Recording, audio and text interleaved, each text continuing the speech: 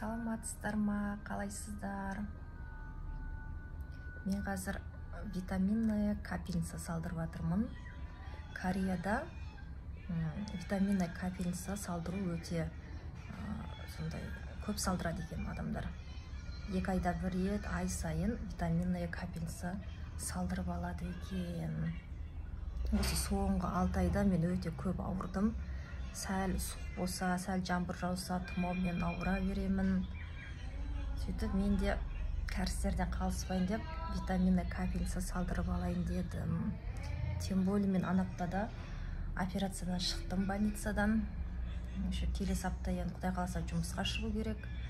Соғында кішкене күш-қуат боламын екен деп витаминная капельница салдырып жатырмын. Бұның 3 түрі бар екен. Біреуі 35 мың вон, біреуі 50 мың вон, біреуі 70 мың вон. Мен 70 мың вондығын салып жатырмын, мындай ақ жидкость. Манна-джуса деп айтады, чесночный раствор деп. Ішінде кальций бар, көп бірнеше витаминдер бар екен.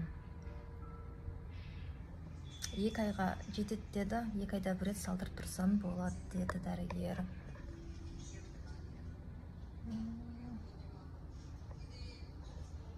Сол менде көреміз, Құдай қаласа күш-қуат, шаршамай, шалдықпай, ауырмай, жақсы жүреді деп жақсы отзывтар естідім. Көреміз енді, Аллам шипасын берсін.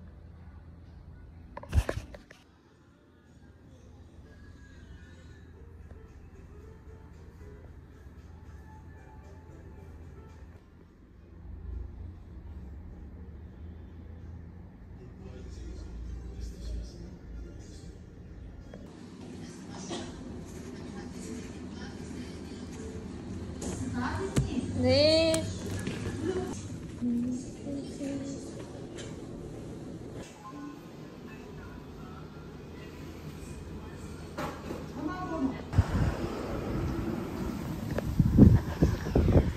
Қалайсыздар?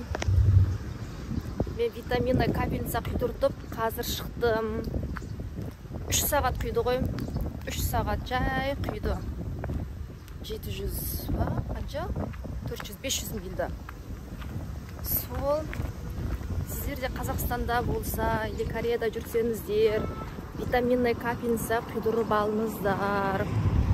Ішінде витаминдер, 2 айда бір рет құйдырып тұрыңыздар.